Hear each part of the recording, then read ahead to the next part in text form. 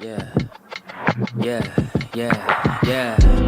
Making her way to the mic. They start dimming the lights. You start feeling alright. From Birmingham, home of the Teddy Longs and the Ruben Studders. More once you discover. For all of the lovers, Whitney Houston and Roman Reigns. For all of the lovers, and Mickey James and Marvin Gaye. For all of the lovers, and Sasha Banks, Janelle Monáe, Silk, Sonic, and Paige. Allow me to say, look, I just found a place, sweet escape. Every one of us, I was kinda late, I just made it off the struggle bus. Walking by the fate, cause I know it's right in front of us. Yo, I ain't with the hate, gotta focus on what's great. Ladies and gentlemen, Steph Hardy is on the air. Had to drop a couple bars just to make you all aware. So, sit back, relax, enjoy the show. You know I go by Joe or the rest of the flow, yeah.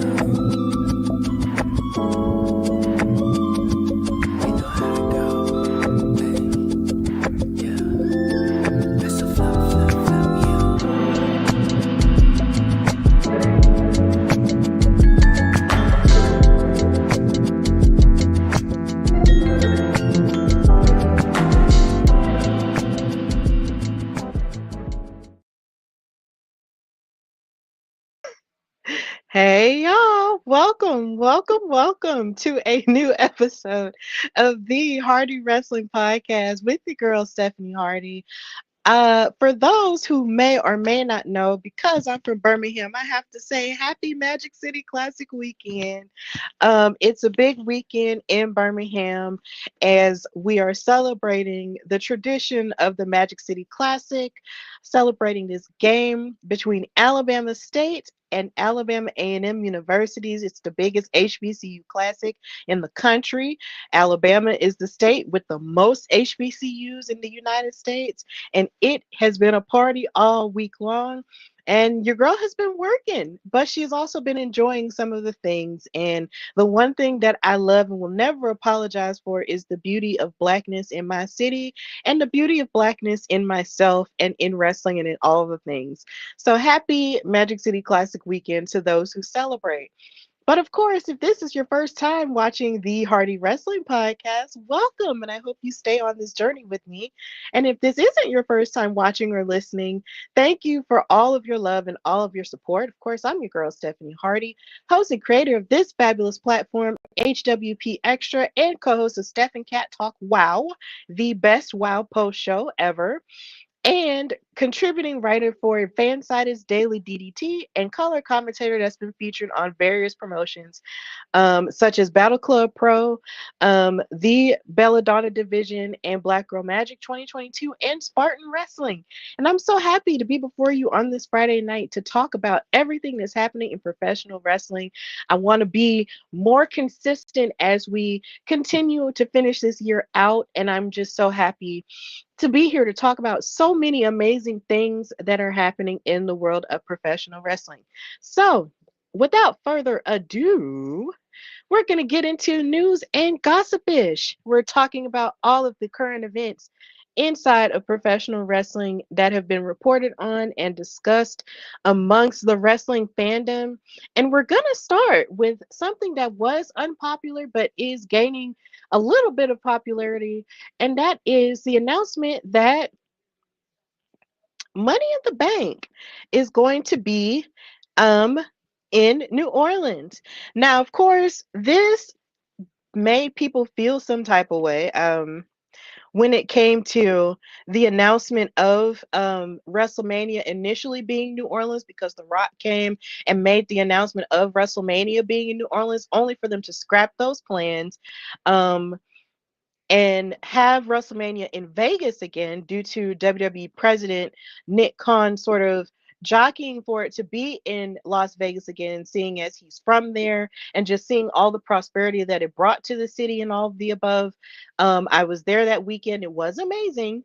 But it made a lot of fans feel slighted in the sense that they were looking forward to it being closer to them when it comes to the accessibility of WrestleMania being in New Orleans. But WWE sought to make it a little bit better by announcing that Money in the Bank will instead be in New Orleans next year.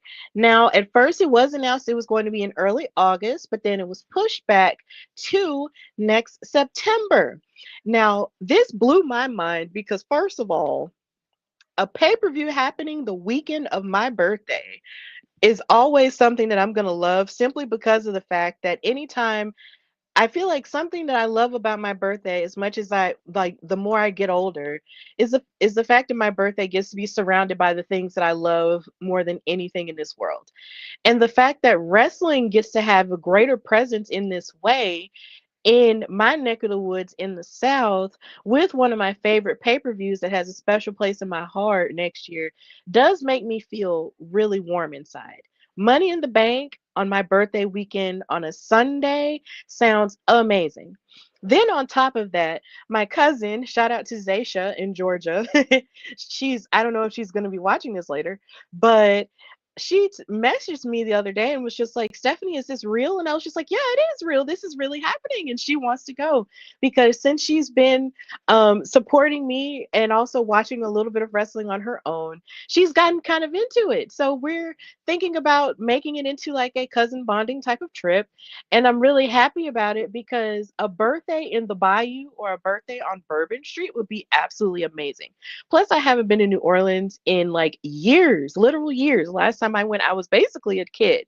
So I cannot wait for this. I know there were a lot of wrestling fans who felt a little bit weird about it, considering it was kind of like a sort of like a exchange for pay-per-views and stuff. But at the same time, I think for me, I just want to be happy because it's the weekend of my birthday. So I'm just really pumped about it. And start saving your coins if you want to go because Money in the Bank is getting to be one of those pay-per-views that can change the trajectory, of course, in the blink of an eye. Because if you may or may not know, the Money in the Bank match for both the men and the women is a ladder match. And if you climb up and retrieve the briefcase within said match, you have a championship contract within the next year that you can cash in at any time. Anytime, any place within the next year. So if you win it next September, you can cash in between next September and the September after that. And that just adds a level of fun to everything. And we've definitely seen how crazy everybody got this year with their Money in the Bank briefcases with Naomi and Seth Rollins. So, yeah, this was a polarizing announcement for some, but for me personally, it made me happy because, hey, birthday weekend, let's go. So, yeah, hopefully, as we continue to roll on in the wrestling journey of things with WWE, we'll see how this coalesces because Money in the Bank is usually earlier in the summer, like around June, July. So it's going to be really interesting to see how it works in the placement of things after SummerSlam and all those things. But also, I'm just worried. The other pay per view I'm mostly just worried about now is just if there's going to be an Evolution 3 next year. Give me an Evolution 3 and this Money in the Bank in New Orleans, and I'm okay. I'm literally okay. If that's the case, then that's fine. So yeah, that's all I wanted to say about that. Also in the news, we have former Ring of Honor Women's TV Champion Red Velvet making her return to ROH and having a lot to say about Mercedes Moné winning and becoming the interim Ring of Honor Women's TV Champion. Because of course Red Velvet won it, but then due to injury she had to let it go. So and then Mina Shirakawa became the interim champ. And now, of course, Mercedes Moné has won this title, breaking Ultimo Dragon's record of having 12 belts at once. So, in the midst of that, Red Velvet is now clear to compete, and she is ready to fight Mercedes Moné whenever she wants to. And I think that's amazing because a part of me, um, there was once upon a time where I wrote an article about Mercedes being the person who would break Athena's record of holding the Ring of Honor Women's World Championship, but that has yet to happen. And that match hasn't happened quite yet, but they have fought each other, of course, because they fought each other in the Owen Hart Cup semifinals this year.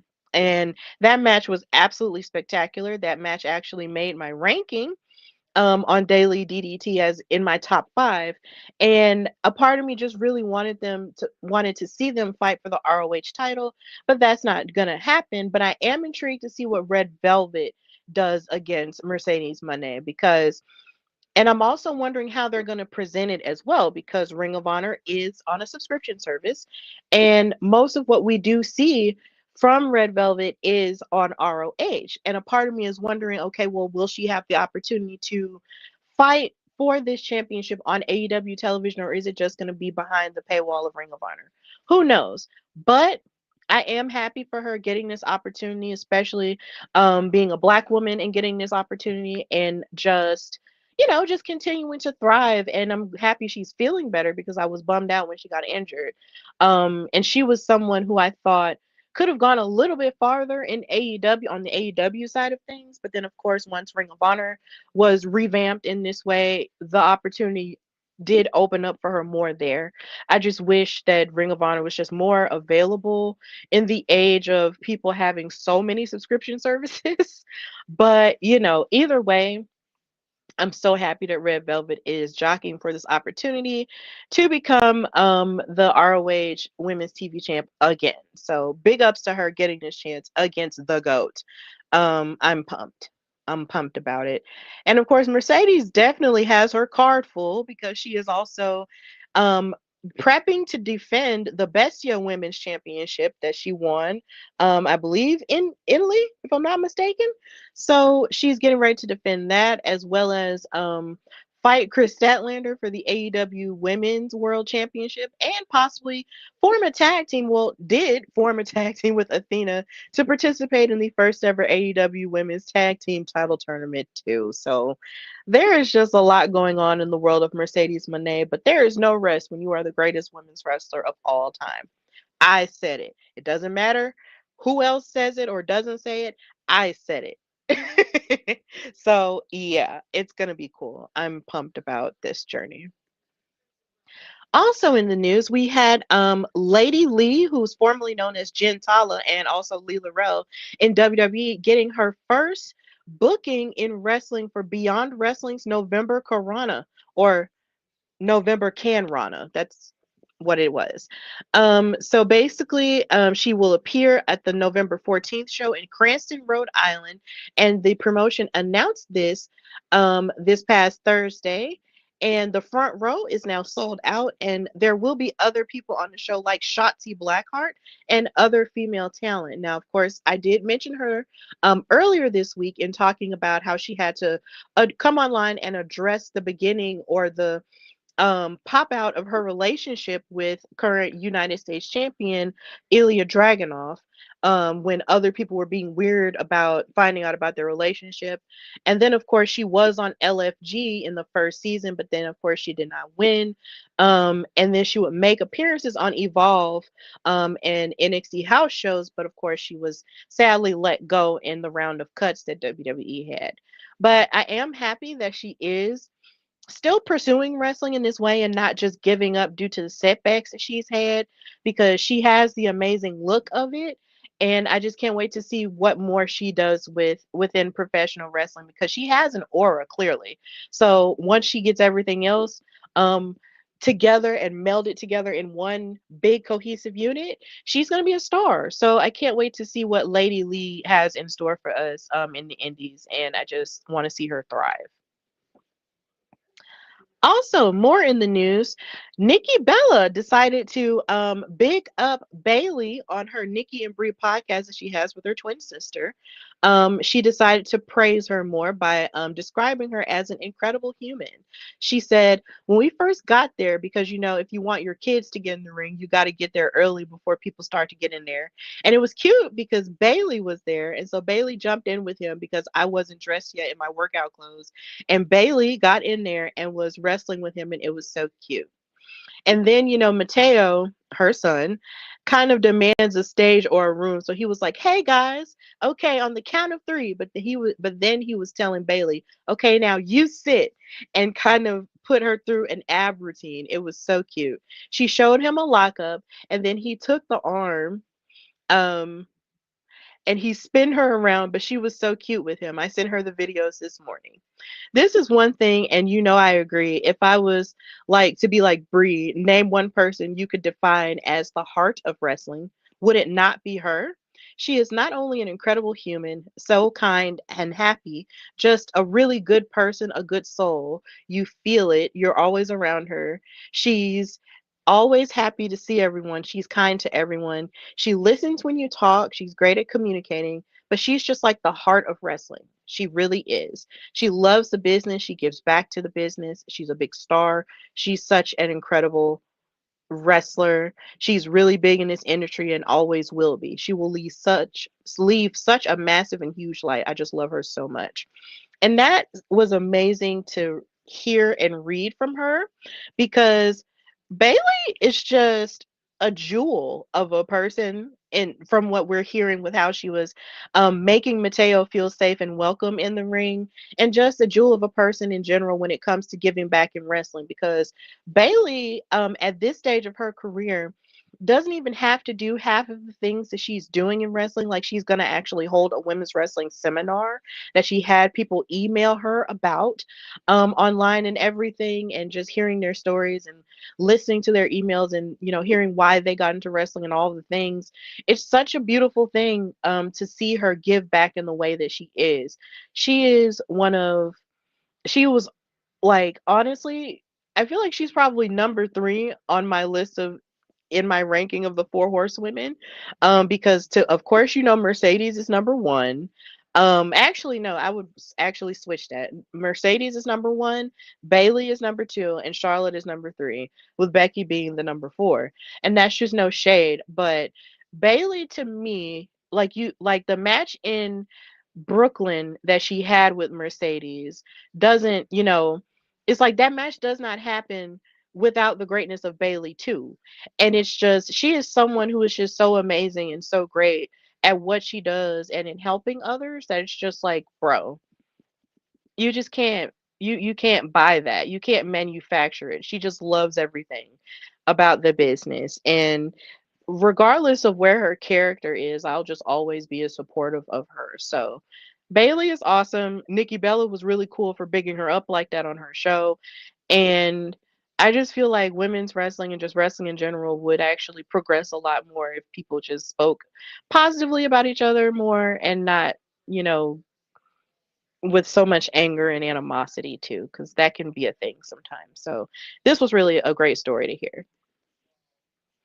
Also, another amazing thing that happened was Leah Vandale, who was, of course, formerly known as Carmella in WWE, the first ever women's Money in the Bank winner, and multi-time champion and stuff.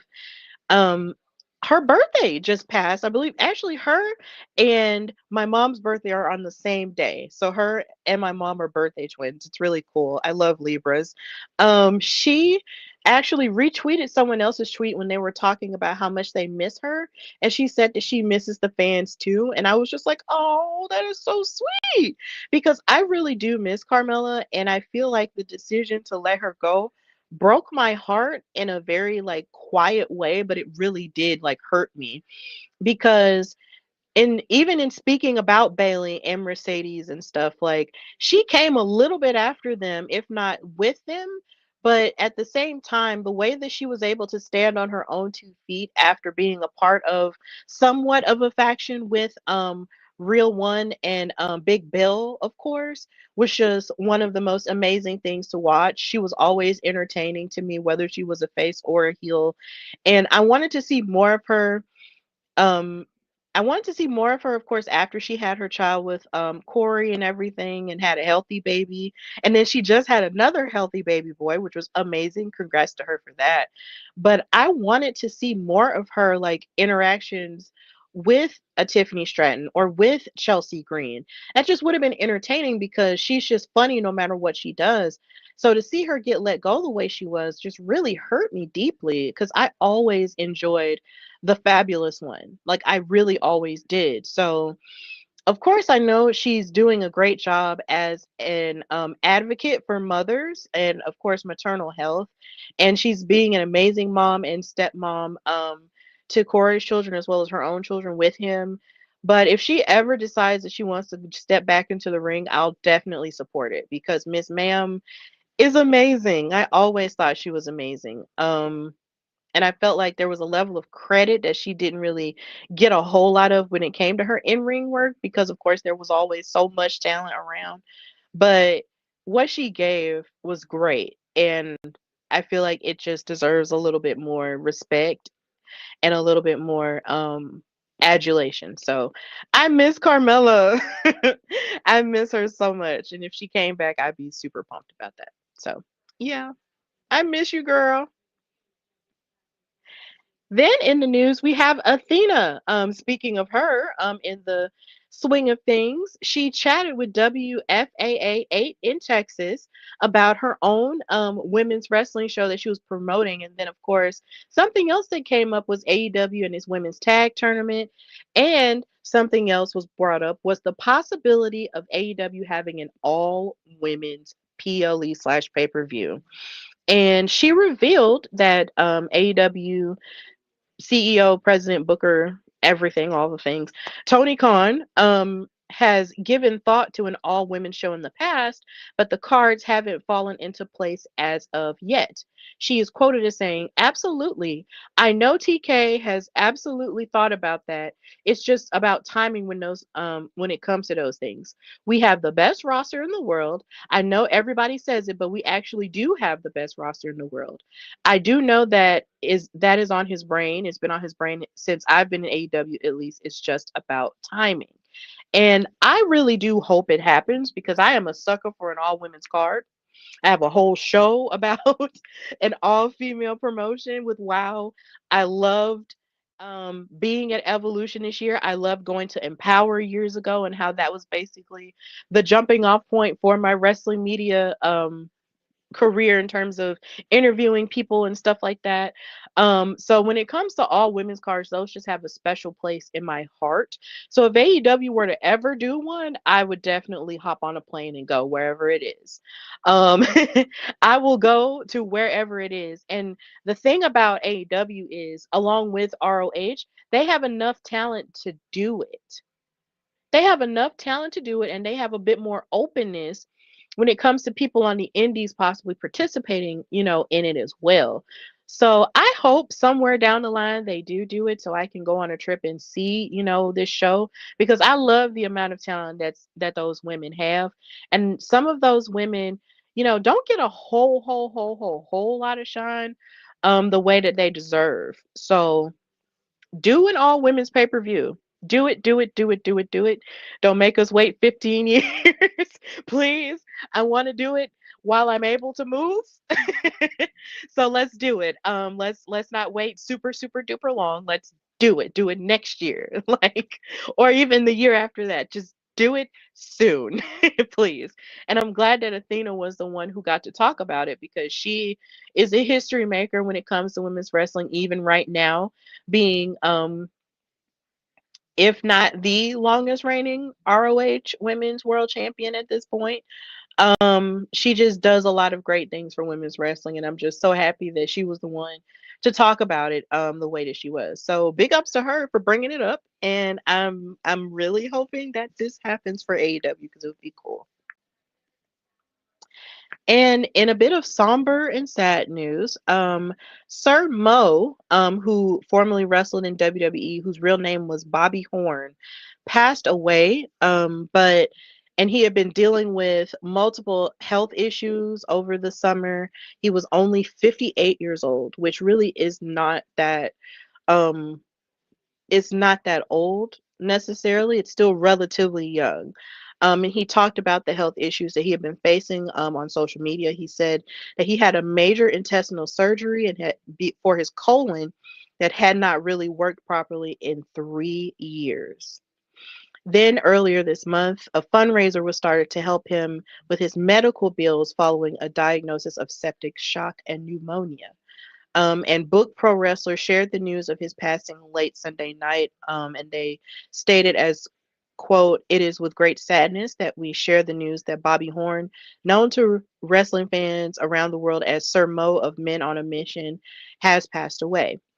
And of course, people know him from being half of Men on a Mission with Mabel, who is also known as Viscera as well, who is also sadly no longer with us. A tag team that swept the US with their infectious charisma. He worked in WWE throughout the mid 90s, but almost completely retired from the ring by the early 2000s. And he had his last match in 2020, and plenty of wrestlers got on social media to pay tribute to him. He was also a former WWE Tag Team Champion. Mark Henry wrote, "Rest in peace, Sir Mo. We crossed paths many years ago, but it was great to make your acquaintance again, even though it was late in our lives." And Adam Pearce, the Raw general manager, stated that he was saddened to wake up to news that Bobby Horn slash Sir Mo had passed. Bobby was always good to me, keeping in touch with little messages over the years. Godspeed, Mo. I appreciate you and the time we shared. My heart goes out to his family, friends, and all affected.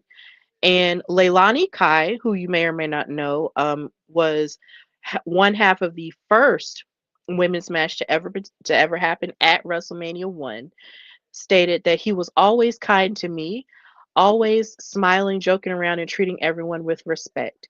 When you were new or didn't quite fit in yet, Bobby had a way of making you feel welcome. That meant a lot back then, especially on those long road trips when being a part of the locker room family mattered the most.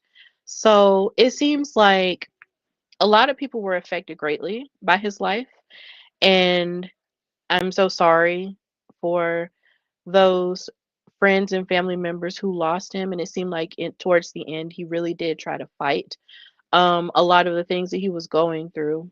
But there isn't a sense of defeat in this. I'm glad that on the other side that there is no pain, that there is no sickness, and I hope that with all that I've heard about him, because I wasn't as familiar with him, because if they said that was in the early 90s, I didn't watch wrestling until the mid 90s. I hope that he has reached the other side where there is nothing but light, love, and no pain forevermore.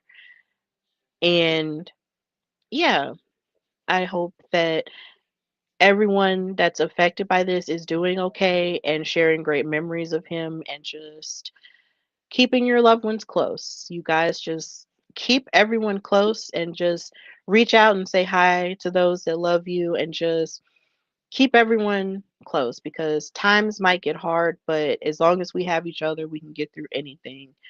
And you just never know what people are going through. So just continue to spread love and positivity. And rest in peace to Sir Mo. And with that in mind, we will end news and gossipish and move into the special segment where now I will be giving my NXT Halloween Havoc predictions. Predictions. So we're going to start with the women. And this was a very dramatic turn of events, which I will talk about a little bit later in the show. But Blake Monroe will be fighting for the NXT Women's North American Championship against Zarya, because, of course, on the show this past Tuesday, Sol Ruka stated that she had injured her knee in her match, in the tag team match that she had with um, Charlotte Flair and Alexa Bliss. And she had on a cast and everything, and it looked like she had a lot to say, and she was sad about not being able to fully compete. So Zarya, of course, loving her friend so much, decided to defend the championship in Sol Ruka's honor. And of course, Blake was laughing at it, thinking it was just another feeble attempt to keep their friendship together when it's bound to fall apart. And it just seems like now she's just bound and determined to just yank them apart and use the championship to do it. This is what this has been leading to. And the thing that sort of saddens me about this situation is that we have not seen Zarya have a great opportunity like this at all, because a lot of people were very excited about her being on NXT and making herself known as a dominant superstar. But then, of course, she became friends with Sol Ruka, and they accomplished a lot together. But then, of course, so Ruka became North American champion, and then she also became Speed champion. And Zarya hasn't won any championships at all. And in their last attempt to get her a title, so Ruka wound up tapping out. And it's just, at what point are we going to see Zarya really step into who she truly is and who she could be, as a champ? A part of me wants to believe that it'll happen here, but I just have this very strange feeling from the way that Soruka was looking at her lift up the title and defend her honor against Blake Monroe on Tuesday that something else is afoot. I really have this big prediction that Zarya will be on her way to almost defending the title, but then Sol Ruka will probably either stop her or get in the way of her defending the title just to keep Zarya from having it somehow. And at the risk of Blake winning it, maybe she'll just keep Zarya from it. I feel like something like that could happen, or maybe Soul will cost them the entire match and the match will get thrown out. I don't know. I just feel like something dramatic might happen where, of course, it'll lead to the possible end of Zaruka, which will be heartbreaking. But at the same time, it just feels like the cracks have been forming little by little, which is something that I do like about the storytelling, is that the cracks have been forming little by little, and then everything could fall apart. And Blake Monroe, who is such a star at this point from everything that she's done in the past, of course, and everything she's doing now, um, she just might win this championship. So I'm predicting that Blake Monroe might win this title. But I'm also open to the possibility that this match might come to a no contest somehow due to the interference of Sol Ruka and revealing that she actually isn't that injured. I don't know, but that's just what my prediction is. Also, in terms of the women, we have only two women's matches this go round for Halloween Havoc. We have Tatum Paxley, our spooky, adorable girl, going up against JC Jane for the NXT Women's Championship. Now, Tatum Paxley has really come into her own. I remember the very first time I saw her, I loved the way that she moved in the ring. She impressed me a whole lot. But when it comes to her character work as sort of like a Scream Queen 2.0, I really like it. She doesn't scream, but every time I look at her, she just reminds me of Daphne. And she just looks like she could be Daphne's long lost child. And I just love just what she gives in terms of her creepy vibe and everything else like that. And it's just really great to see her rise up, especially after losing her friends in Shotzi and Priscilla Kelly, formerly known as Gigi Dolan, and then of course rising up and then eventually befriending the Culling. And now she won this battle royal and she has this chance, and Izzy Dame seems to be on the same page with her and seems to be supporting her, whereas JC Jane was just calling her a weirdo and just being mean to her and all that stuff. And a part of me really wants to believe that Izzy and the rest of the Culling could have Tatum's back in this, but there's just, and even but even with that, if Izzy's just out there, she's still outnumbered by Fallon Henley and now Lainey Reed, who's a much stronger member of Fatal Influence. So sadly, as sad as this makes me, I'm going to predict that JC Jane is just going to retain the NXT Women's title, but I feel like we're going to get a star-making performance out of Tatum Paxley because this is her first PLE, which blew my mind when she said it on Tuesday. I was like, what? That's crazy, but I am happy for her, and she's definitely going to show out. But then I just really feel like JC might retain. But then you also have another test of friendship because Izzy might feel that she should have gotten that opportunity. There's a lot of stirring of the pot that JC did within their friendship when it came to the way that battle royal went. So yeah, there's a lot of friendship stuff on the line with this Halloween Havoc this year with the girls. So I'm predicting that JC Jane will retain, and Tatum's going to do a great job, but there's the X factor there of Izzy and Fatal Influence too. So we'll see what happens, but I'm predicting JC. Now, moving into the predictions for the men. We have a tag team match with Javon Evans and the TNA X Division champion Leon Slater, who's been impressing me a whole lot as of late, going up against Triple A's La Parca and Mr. Iguana, who's just a fan favorite due to him and La Yesca. I'm very excited to see this match simply because of all of the bouncing and all of the flying we are going to see. It's going to be so sick. They're going to tear the house down. It's going to be like mega Lucha Power Ranger vibes, and I am just really excited about it. I don't even know who's going to win. I just feel like whoever wins, regardless of who wins or who loses, we win as fans because we just get to see all of that awesomeness take place. Like, seriously, Leon, Javon, La Parca, and Mr. Iguana, it's going to be fire. I'm just predicting that this match is going to be fire. Um, oh my goodness. I think I'm going to predict that Javon and Leon are going to win. And hopefully, as they win and give their partnership some time to breathe, they will find their way back to each other, going against each other one on one for the X Division Championship. I want Javon Evans to get some gold around his waist because he just deserves it. But this match is really hard to predict. But I think for now, I'm just going to predict Javon and Leon. They're going to win. They're going to win, and it's going to be fine. But either way, we win as fans because we get to witness that. It's going to be cool. Bouncy 2.0. I love it. And then we have this dastardly match. We have a Day of the Dead match between El Hijo de Dr. Wagner Jr. Versus Ethan Page for the NXT North American Championship.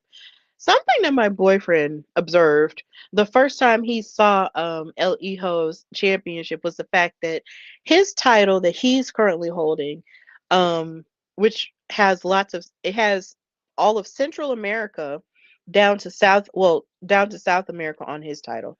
And then you have Ethan Page's title, which has all of North America on it. So basically their titles complete each other on a map. That is some major geography going on right there with those titles. It's really interesting. It's like they complete each other. It's really awesome.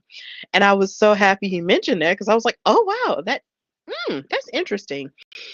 And I will say this, I'm intrigued to see what a Day of the Dead match is because I've never seen one before. And number two, the concept of Day of the Dead in the Mexican tradition, I just love it because it's like their way of reconnecting and sharing memories of people who have passed on.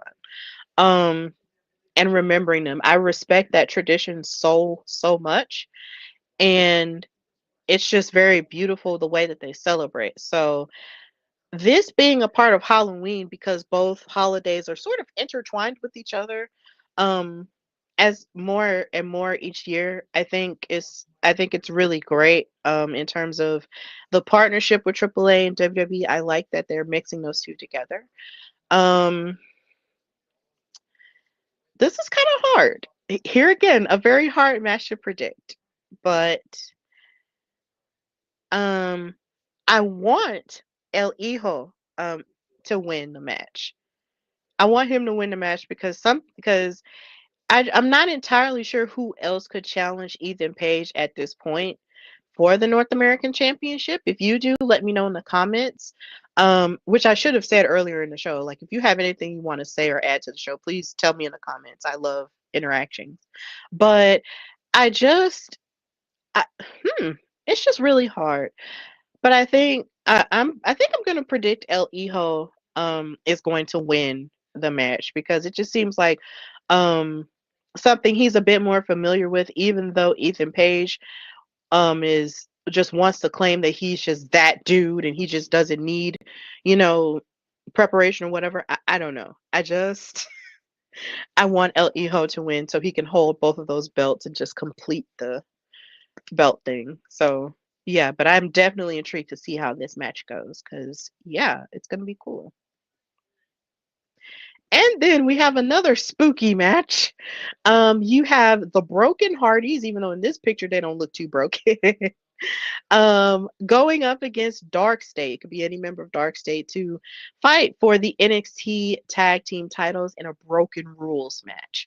Now, there was a report out there saying that the Broken Rules match wasn't going to be cinematic like we're used to seeing from the Broken Hardy universe. But I will say how it was very refreshing watching NXT this past Tuesday and seeing the Hardy compound with all of the Hardy kids and Rebby playing the piano and them going into the lake of reincarnation. That was awesome. I love that. It, I'm biased, but either way, I'm predicting that the Broken Hardys will win simply because, as tough as Dark State is, I just don't think that they're tough enough to get past the spooky shenanigans of this match. They're just not. It's either going to be very serious and spooky, or it's going to be hilarious and spooky the way that that one match went with that had Trick Williams and Carmelo Hayes in it when they were in that haunted house. It's gonna be hilarious. It could be hilarious, or it could just be 100% stupid spooky to the point to where they're just running scared and they just can't take it anymore. So yeah, I'm predicting the Hardys are gonna win. Am I biased? Yes. Do I care? No. Yeah, Hardy supremacy over here. And finally, when it comes to the NXT championship, we have Trick Williams versus Ricky Saints, the absolute one. This is like a battle of two bad bitches. Like it really is in the best way possible. These two men have so much swag, so much ego, so much ooze that I'm just not entirely sure the ring will be able to contain all of that aura at all. And this, I they sold me on it, and I'm going to talk more about why they sold me on it the further we go into the show. But I am just so happy that these two black men get to authentically be themselves and fight for this top title. And as much as it might pain me to say it, I just feel that this match might be Trick's last NXT match. I'm not entirely sure if anybody else has thought about it or said it out loud per se, but my I feel like one of my biggest predictions for this match is that this might very well be Trick Williams' last NXT match. And number one, it comes from the reasoning of him having accomplished so much in NXT. He's won the championship twice. He's been North American champion, even though that was only for like a few days, but he still won it. And he stepped out of the shadow of being Carmelo Hayes's, you know, hype dude. Like he stepped out of that shadow and became his own star. And he got much better. You know, he got way, way, way, way, way, way, way better at wrestling than he was, at the beginning of his journey. He became TNA champion. He's done so much.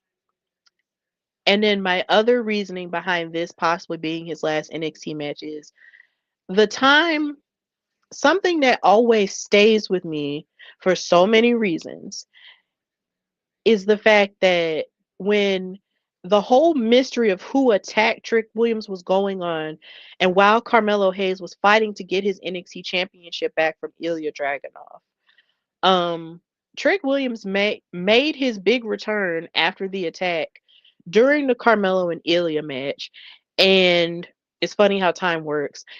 And he walked up to Carmelo, stared at him, and helped him up after he lost the match, and just looked at him like with sort of like this dead stare, you know. And he was standing above Carmelo, who was laying on the mat. And this was kind of the moment where he sort of just, it was like him stepping out on his own into his own power to a degree. So to me, it would only make sense from a full circle standpoint, because that was at Halloween Havoc 2 years ago, that this would be his final, you know, his last hurrah.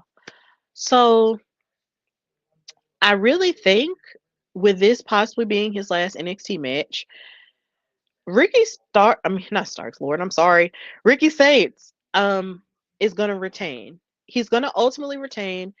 Trick and him are going to have a barn burner of a match, but Ricky Saints is going to ultimately retain the title. And Trick might be going up to the main roster at this point because he just has everything he needs. He just has it. And it really might be his time now. So, yeah. But if I'm wrong, I will 100% say that I'm wrong because I'm not afraid to be wrong. Um, I know that, excuse me, I know I don't have all the answers, but, you know, it's cool. So, yeah.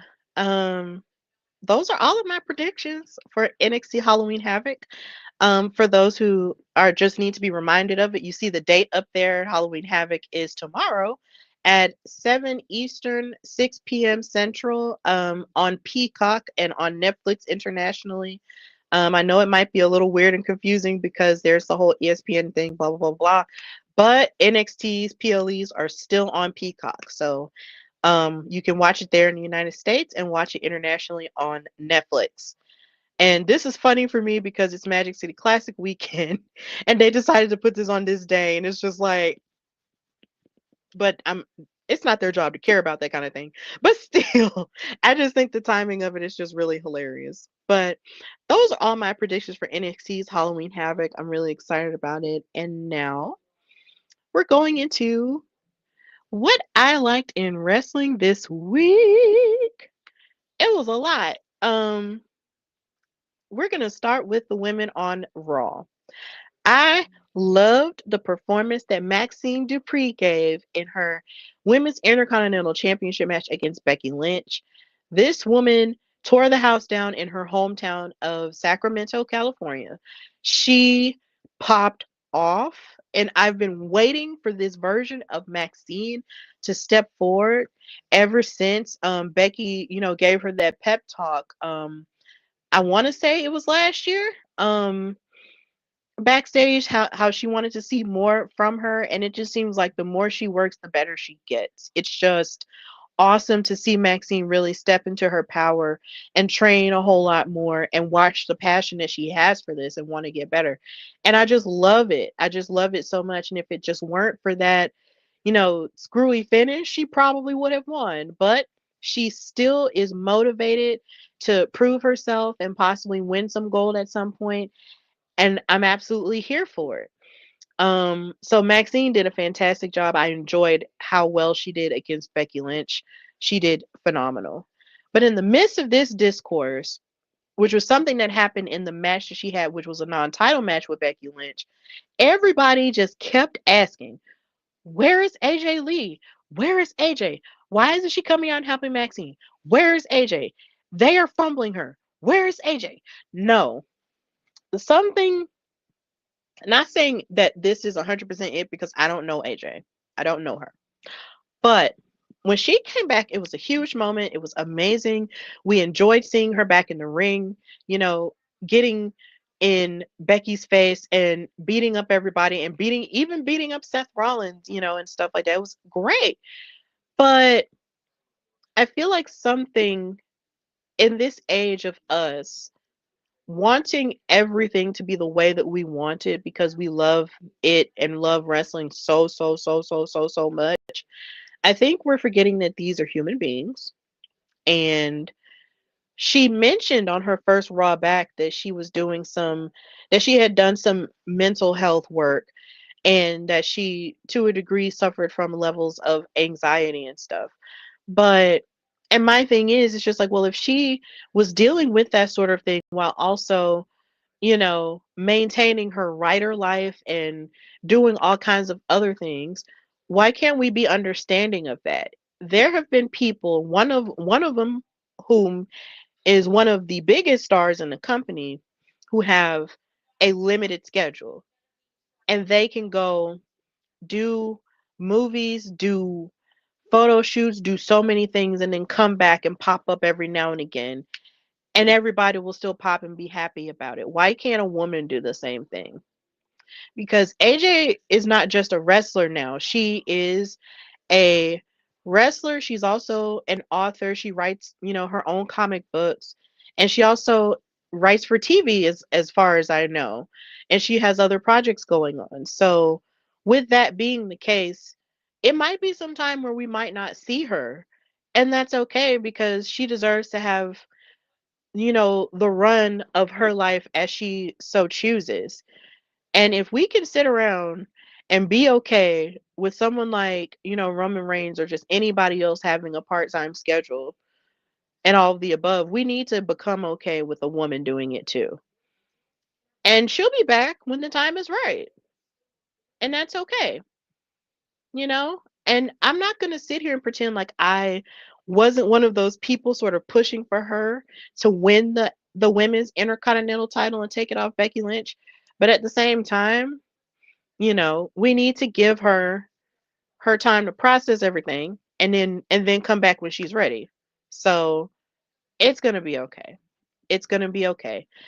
But the other girls deserve shine too. And I feel like that shouldn't get lost in the sauce of things. So yeah, she'll be back. And I'm happy. And we'll all be happy when she does come back. And we also can't be quick to say, oh, well, this return for this veteran was fumbled because it's this and they're not on here, consistently all the time, da da da da da. Well, because they're veterans and they have other stuff going on in their lives, we gotta relax a bit and let these people live before they just pop back on our television. It's not like back in the day when they were just wrestling full time and that was just it. It's okay. And then speaking of veterans, on Raw we got an interaction with Nikki Bella, of course, because she came to the aid of Stephanie HWP after her match with Roxanne, because of course Roxanne and Raquel proceeded to attack Stephanie. And she came to her rescue, and Stephanie was very grateful for it. But Nikki Bella gave off the impression that um, it was sort of like hidden under the guise of, look, I've been here for years. I know that there are people who could very well attack you afterward, or put a target on you. So you need to really watch your back. But a lot of people read it as her saying, you really need to watch out because I could very well want to come for your championship too. And I would be very interested in seeing how Nikki Bella would adapt to a wrestler like Stephanie. I think that would be a very interesting match to see.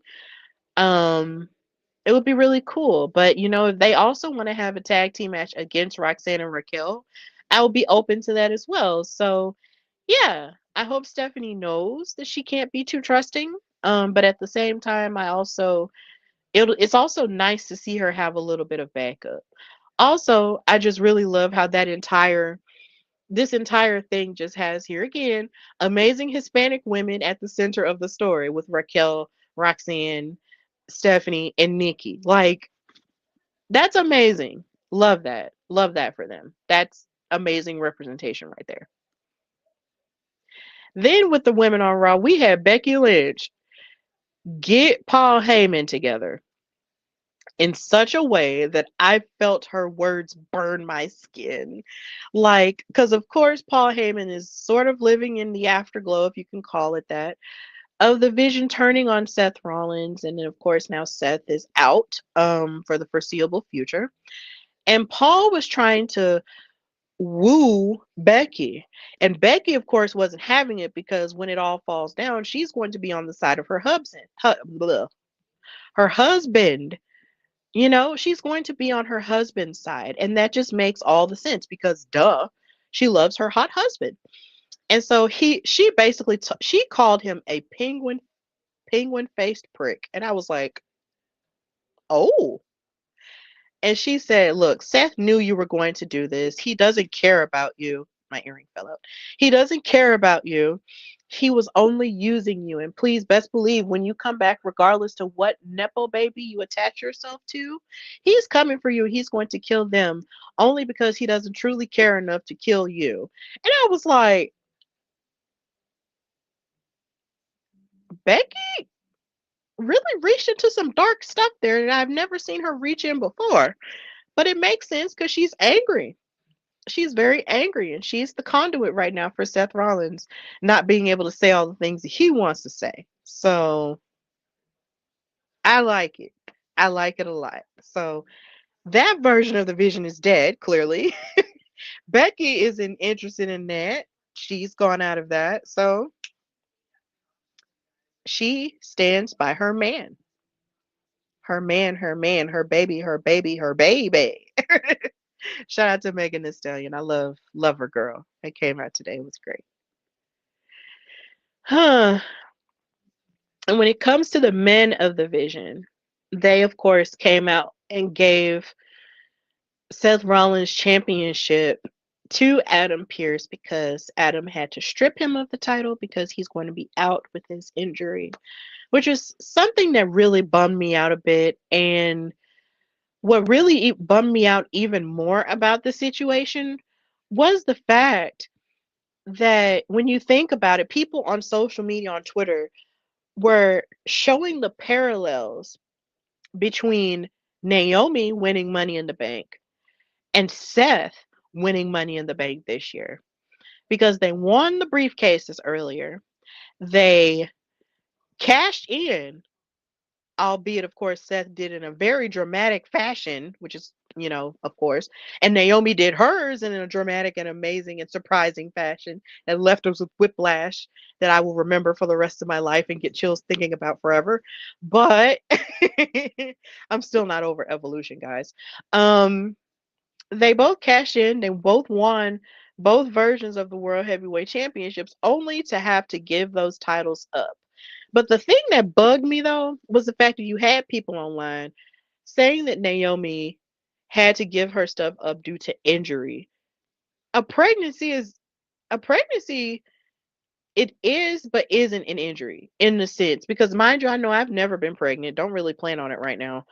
Um when you're pregnant with a life and you're bringing a life into the world, it does hurt, and you do have to recover from it. But I feel like naming something like bringing life into the world an injury just feels wrong. It just feels kind of wrong. It just feels like, look, she's just out because she's going to be a mother. She's creating life. It feels weird for people to equate that to an injury. That just felt really weird for people to be saying that. Like, she's not out with injury. She's bringing a life into the world. Guys, come on. I understand she's out, but it's not like she's out because she's hurt. She's out because she's pregnant. She's having a baby, guys. My God. It's a lot of, catastrophe attached to this sort of thing. But, you know, I do think it's interesting the parallels of it. Because I had never thought of it that way. But let's not talk about Naomi's pregnancy as if it's an injury. Because it's not. It's a life-giving miracle. So yeah. But yeah, Seth had to give up his championship even though he was not there. But we do wish him a speedy recovery, and I hope that he does get better so he can get his lick back, because we need that for the streets. And then, of course, on Monday Night Raw, we saw the crowning of new World Tag Team Champions in the form of what the internet deemed them Team AJ Lee. AJ Styles and Dragon Lee, they surprisingly took the championships off of the Judgment Day, which now leaves them with only two titles in the form on Dominic Mysterio, who is still the AAA Mega Champion and the Intercontinental Champion. So he's the only one with championships. Finn and JD are mad about it. Roxanne is trying to relax people who she shouldn't be relaxing. But we'll let that marinate later. But AJ and Dragon Lee won the titles, and I think that's really cool, and it gives something fresh, and awesome. So I'm hoping somehow, I guess, the New Day will challenge for these at some point. If not, go for something else because Kofi did participate in that battle royal, which I will talk about in a minute. Um, and I would just love to see the both of them do single stuff and just support each other. But I don't know. But big ups to them for winning the tag titles. That was really cool. And when it comes to this messy battle royal, not messy in quality, but just messy in the way that it ended, Jay in Battle Royals this year is really funny. Because he won the Royal Rumble. That was awesome for what it was. And then he wound up winning the title, and then he lost the title and all the things. And something that's taking him over is the fact that Roman has gotten into his head so much so to the point to where he feels like he has to take on his characteristics in his old characteristics in order to win the title again and have glory. And that makes me feel so sad because he's feeling like him in his regular form that he won the title with isn't good enough. And that just makes me so sad because everything about you was good enough the first time. Why change that just because you have somebody whispering in your ear? Yeah, you can get opinions and you can hear people's opinions, but at the end of the day, what are you going to do? What are you going to do, to drown out the outside noise and make the decision that feels what's best for you? And it just feels like all of the darkness is really taking him over.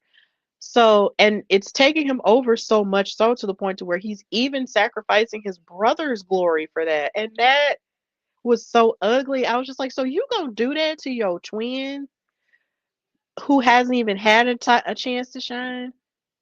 Okay, you done lost the plot officially. So now we got Jey Uso versus CM Punk because of course CM Punk won that triple threat to become number one contender, of course, before the injury stuff happened. So now they're gonna fight at Saturday night's main event, and I'm really stoked about that because I want CM Punk to get that title back because he should have kept that title at SummerSlam, but Mr. Stunt Queen Seth decided to show us, he could be dramatic and cash in and just ruin CM Punk's night with his Fantastic Four gear on, which bummed me out. So yeah, Jay might mess around and lose. Because his brother is running around being angry at him and all of the above. I'm just gonna need CM Punk to win that title because it's been too long and he needs to get his lick back. So I'm pumped. It's gonna be cool. But Jay is losing the plot and he needs to find it quick. Find it, please. And also in terms of losing the plot, he found somebody else's baby. So the baby was eating with the Usos, and that was like the cutest moment ever. And she probably had no clue what was going on, but she wasn't crying, so I guess that's a good thing. The Usos are just really good with children and babies because they're just like, oh my god. Children, babies, their fathers, it's great. So that was really sweet, and I hope that that child grows up to be more a bigger wrestling fan in their childhood and their adult life than ever, and then they'll be like, oh well, Jay held me one time, so I brag different. So that's gonna be cool. Now moving into NXT, I love that Izzy was standing up for Tatum and Tatum was really speaking confidently when it came to her confrontation with Fatal Influence and JC Jane. I love that dynamic there. Um and I also loved how Izzy wasn't letting the stirring of the pot, get into Tatum's head and all of the above, which just adds more fuel to the fire for tomorrow. So I did talk about that a little bit more, but I did love how she was there for her. So that was really cool.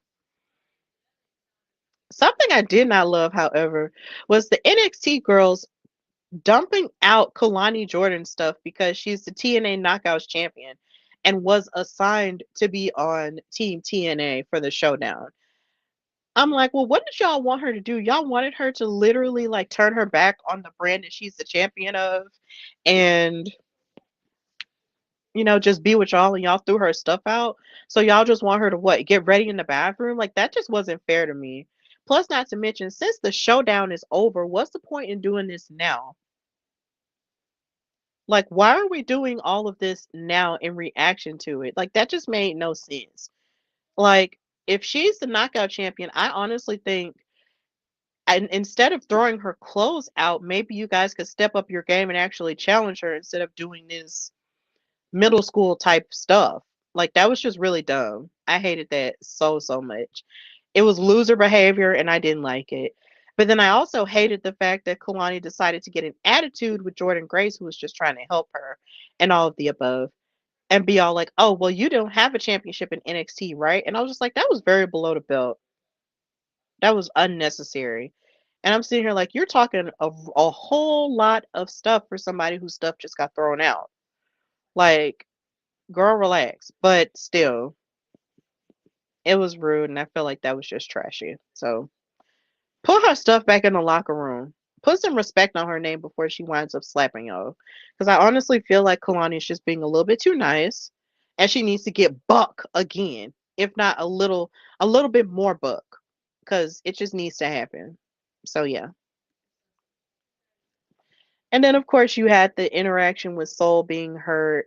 Like I mentioned in my predictions, I honestly feel that there's something darker afoot with Soul being hurt, and she could very well, like Seth Rollins, be faking an injury just to show some more, I guess, show something else for her character. I'm not sure, but I just feel like there's just something else cooking or brewing in her mind that might wind up costing Zarya and their friendship in the end. So that's going to be pretty dark. It did feel weird for Ava to be out there with Soul because it was kind of giving that she was going to give up the title and she was legitimately hurt.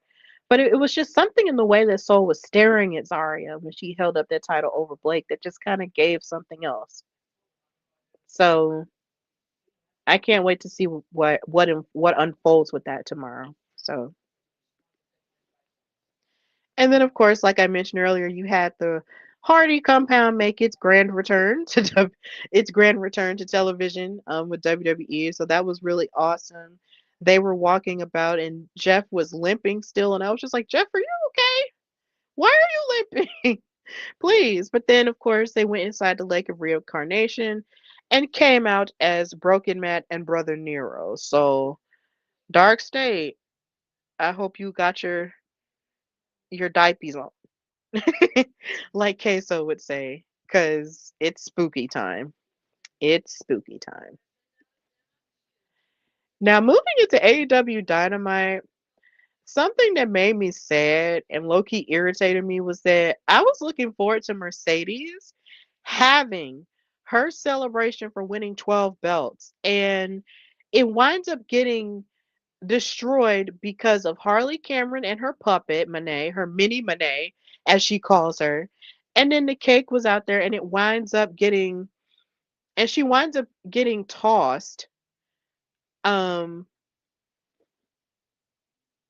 like she winds up getting tossed like into the cake by Chris Statlander because of course they have that beef going on because they're about to fight for the AEW Women's World Championship, and they ruined her hair, her face, like and her makeup by bashing her into the cake and through the table. And I'm just like, Mercedes deserves more of a celebration than this. She deserves more respect than this.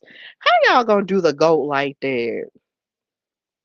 But then Mercedes clocked Harley Cameron's tea and said, weren't you just asking me to be your tag team partner a few weeks ago and now you're disrespecting me at my celebration? Exactly. Make it make sense. But, I don't know. I feel like she deserves a better celebration. Um my boyfriend is saying wow. I don't know what the wow is for, but thank you for your comment, babe. I love you. So yeah, she deserves better.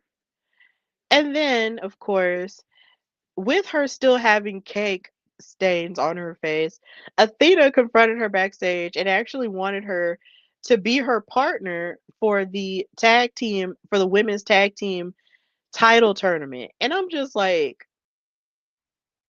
so is this how she gets belt 13? Is it? Because of course I love the idea of her winning all these belts and I hope she gets to 20 at some point. But I'm not gonna lie, if I had to choose who I would want to win the whole tournament and actually become the first champions, I would actually want it to be Anna Jay and Ty Conti. And the reason why I want them to win is simply because of the fact that they just have been, oh, I lost the picture. They have just been a solid tag team since AEW started in its like first couple of years. Before there were tag team titles for the women, they were just a substantial and strong tag team. So I feel like for them to be the first ever ones, I would really appreciate that and love that a whole lot more. So I'm definitely bigging up Anna Jay and Ty Conti to be the first ever AEW Women's World Tag Team Champions. Also, I think it's kind of shady that Athena didn't ask Billy Starks to be her partner. You asked the woman who could very well take your ROH title if she wanted to be your partner. That's weird. But okay. I'll take it. I'll take it. But ultimately, I do want TJ to become the first ever champions because that would just hit right in all the good places. So yeah. Now moving into I went too far. Moving into SmackDown, something that I really loved was Chelsea tried to recruit Julia to be her on her secret Hervis, and Julia not being interested in any of it. But then, of course, you have Kiana James, who was prepping for her match against Tiffany Stratton tonight, walking up behind her and calling Chelsea a discount diva. And then all Chelsea heard was, a diva. And I just love that because ultimately Chelsea Green has said it's documented that she said that she would have been, awesome for the Divas era, which she would have been. But calling her a discount diva was very, very like shady. I was just like, dang, Kiana. But Kiana definitely looked great with her outfit and everything. And she said that Julia is booked up, for the foreseeable future. So she will not be able to be a part of your secret Hervis. And then she took her away. And then Julia said arrivederci and just walked away. But what I don't have a picture of is what was going on in the background. Miss Mama's Nikki Cross, the badass who's been getting in Solo Sokoa's face with the Wyatt Six, was orbiting around in the background, just like a ghost. And I'm wondering, when is she gonna challenge Julia for this United States Championship? When is that gonna happen? Because I'm pumped for that. I am very pumped for that. I want to see it. I need it in my bones. Nikki Cross versus Julia. Book it now. I need it because we need more title defenses from Julia. Julia might be bullying Tiffany now, which is strange because I mean she could be a two-belt champion, but at the same time, I really want to see the Women's United States Championship defended a whole lot more than it is, whether it be on TV or even a PLE, because at this point it's just falling, falling, falling, and that's not fair. Um, that's not fair at all. It should be creating new stars on bigger platforms and not just being an accessory that you see on on a free TV show sometimes. We need to do better. So yeah. And in speaking of women's matches, Tiffany and Kiana did a phenomenal job. Something that I love that they did do on the show was that Michael Cole did mention how they fought each other for the NXT Women's Championship, and of course, Kiana wound up, losing that match, but yet that match was really good because both of these women are very evenly matched when it comes to their gymnastics background and everything. A lot of the high flying and flipping Kiana can do, so she matches up with Tiffany Stratton in that way, and they were definitely just giving it to each other. It was really great. I enjoyed it. I wouldn't mind seeing this match happen again. I need to see more Kiana James wrestling on my television. I need it because yeah, I'm just happy to see these black women be excellent. And yes, Kiana James is black. Um before so we can get that part out the way. Kiana James is a black woman. She's mixed. And I just want to see her wrestle more. Like, she's good as a manager and she's great as a talker, but just let her wrestle and she'll be awesome. And she was awesome tonight. I really thought she was going to win, but of course, Tiffany won. But then after Tiffany won, she wound up getting attacked by both Kiana and Julia. and she was getting beat up, and I was just like, okay, so at what point, like, who's gonna help her at this point? Who's gonna help her? Who's gonna help her? And then Jade comes out, helps beat them off of her or whatever. And so she actually lifts up the arm of Tiffany as if to say, yeah, here you are. You won. I wanted to help you be the nice person, right? Wrong. She decided to clean Tiffy's clock, knock her the heck out, beat up on her behind the commentary desk, throw her into the commentary desk, throw her into the steel steps, and then she stepped on Tiffy's knee. She stepped on her knee. Her gray hair, what like her hair wasn't even like the silver hair, like it was silver and black underneath, and it was cute and it was fierce. And her outfit was giving like she was going to a rock concert, like a punk concert. Like she looked like a punk baddie. And I loved it. She looked so cute. And she was just, it was just giving. It was giving villain. And I loved it. And then she still had the scar on her face from when she got cut from her last match. And I was just like, she looks like a badass. Stop it. I was supporting it and I was just like, yes, Jade. And then Kathy Kelly got an interview with her and was just like, look, can you tell us why you did what you did? And Jade said that she got tired. Like, basically, she was just like, look, she learned that the world does not reward patience. Instead of waiting for it, I'm just going to take it. And I love that mentality because sometimes in life you got to stop waiting on things and you just got to take it into your own hands. Now, mind you, like I've had to learn to sometimes I have to learn to let things go. But then there are really some times where you just got to just grab life by the horns and just take it. Especially being a black woman, you got to take it. So I loved it. I was just like, yeah, I'm here for it. I'm here for it. I'm so here for it. I support Jade Cargill's rights and wrongs. I love it. I love it. I love it. I love it. Go Jade. Go Jade. Go Jade. I'm here for it. Love it. And speaking of love, my man, my man, my baby, my baby, my baby, we had this energy with Aleister Black and Zelina Vega. And child, this entrance knocked me on my butt. Because what do you mean Aleister's entrance music starts the way it does? But then the first thing you see is Zelina, in her face. And then she bends down and starts being all flexible and moving like a snake. Like, what do you mean? Like, the gaggery was on display here because you have Aleister walking and brooding, but then you have Zelina just sort of just curving around him like a snake. And it's just like, ooh, it just looks like it just grabs you. It's just so enrapturous. Like what oh, like ooh. It was just really cool.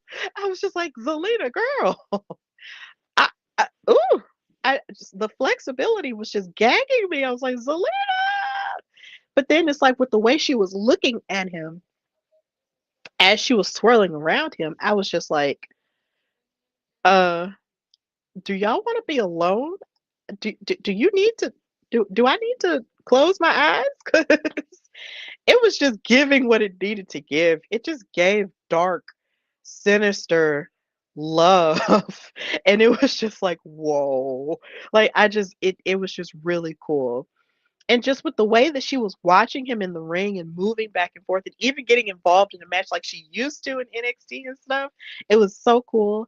It was almost like, I mean this in the best way.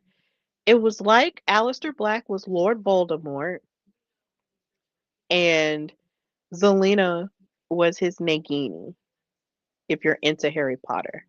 That's literally what it gave. And it was amazing. Now, of course, I know Lord Voldemort and Nagini weren't a thing per se, but that's just the energy that it was giving. It was just, oh, the necessary evil. Love it. Love it.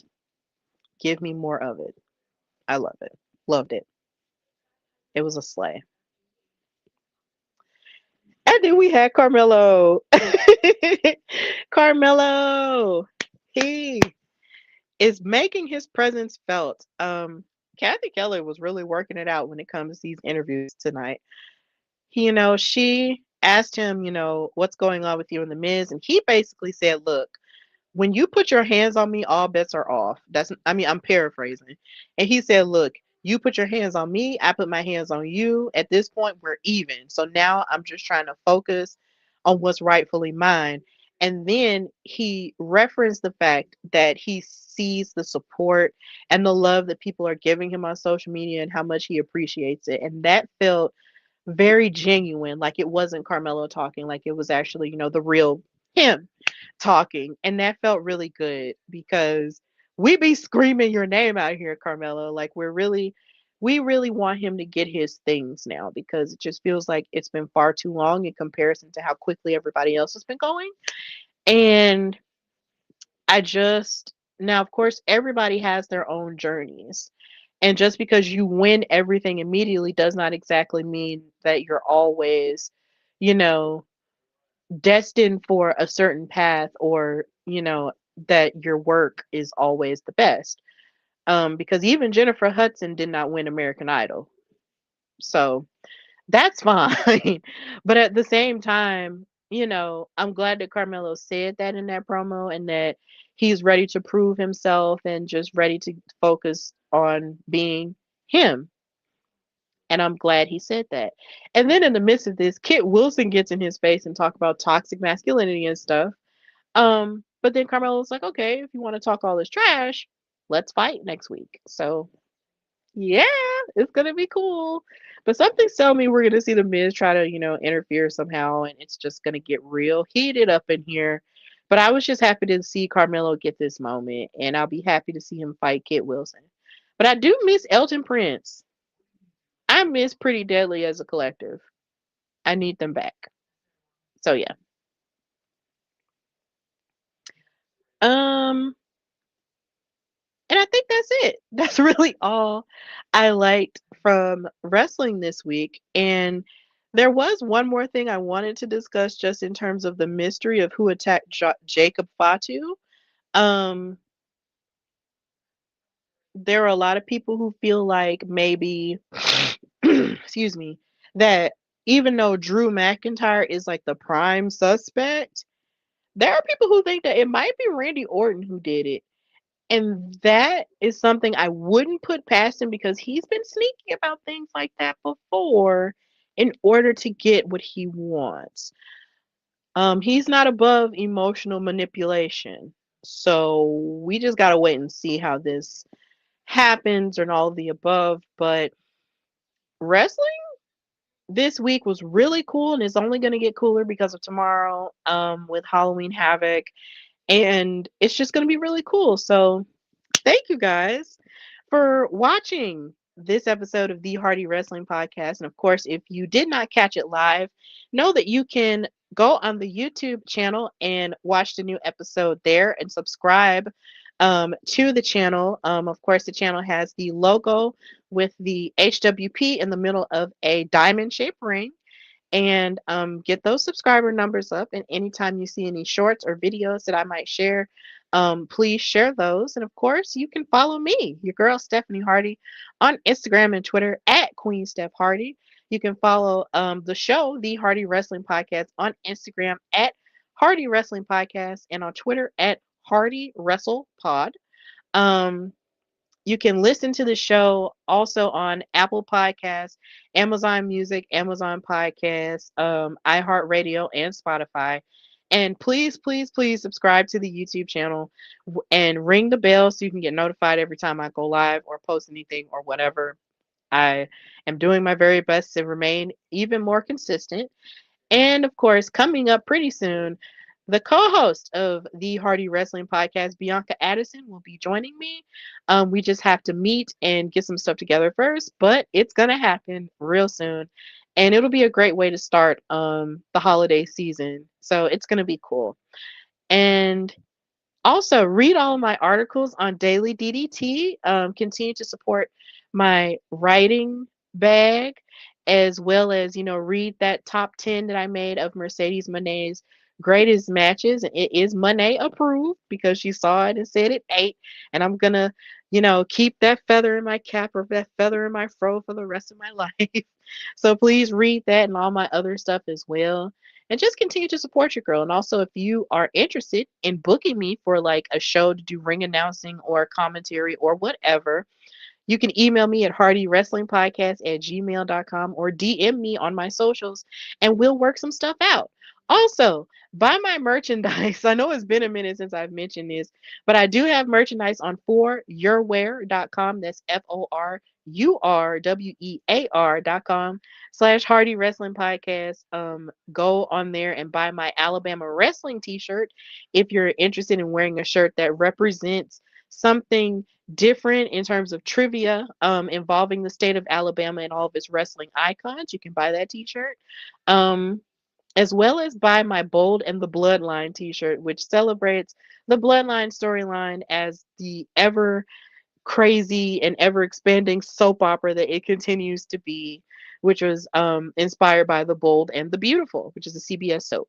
So please buy those t-shirts, and hopefully at some point I can actually continue to, think of designs for new shirts down the line. But I just want to thank Blue for, housing my gear, and hopefully we'll have more gear in the future, and just continue to support your girl in all of her things. So with that in mind, this has been the Hardy Wrestling Podcast with your girl Stephanie Hardy. And until next time, happy Magic City Classic week for those who celebrate. Big Birmingham, big Bama energy. We in here. Don't sleep on us. Bye y'all.